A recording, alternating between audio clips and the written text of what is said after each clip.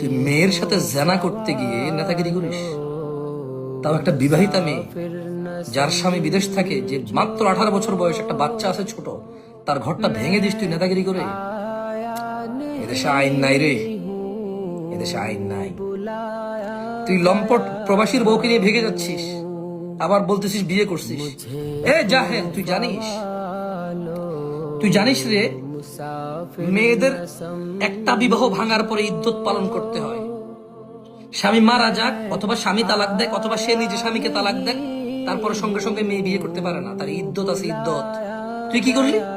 মেয়েকে ভাগাই নিয়ে গেলি, নিয়ে প্রথম জামাইয়ের জন্য ডিভোর্স লেটারে সাইন করালি, এর 10 মিনিটের মধ্যে তুই বিবাহের জন্য সাইন করলি, মেয়েকে সাইন করালি। বিবাহ কি ইসলামী ভাবে হয় রে? এই জালেম, কুমারী মেয়ের বিবাহ তার বাবা দিতে হয়, মেয়ে পালাই গেলে হয় না। পুরো পৃথিবীর সব মানুষকে সাক্ষী রেখে তুই কোনো কুমারী মেয়েকে বিয়ে করলে তার বিয়ে হবে না, মেয়ের বাবা অভিভাবক থাকতে হবে বিয়ে। আর তুই কারো বউ নিয়ে ভাগে যে বিয়ে করবি কেমনে? আর কি অন্যায়তে এই মেয়ে তার স্বামীকে তালাক দিল?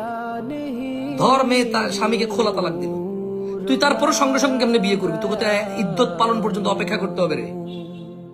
ইদ্যত পালন পর্যন্ত অপেক্ষা না করলে তুই বিয়ে করলে তো বিয়ে হয় নাই তোর। জাহেল, নিজেকে আবার মুসলিম বলে মসজিদে সিমেন্ট দান করস, মাদ্রাসায় সিমেন্ট দান করে তোর নাম আবার ওয়াজের মাঠের মধ্যে যদি তোর নামটা সবার উপরে না লেখে তুই ওয়াজ করতে দেস না।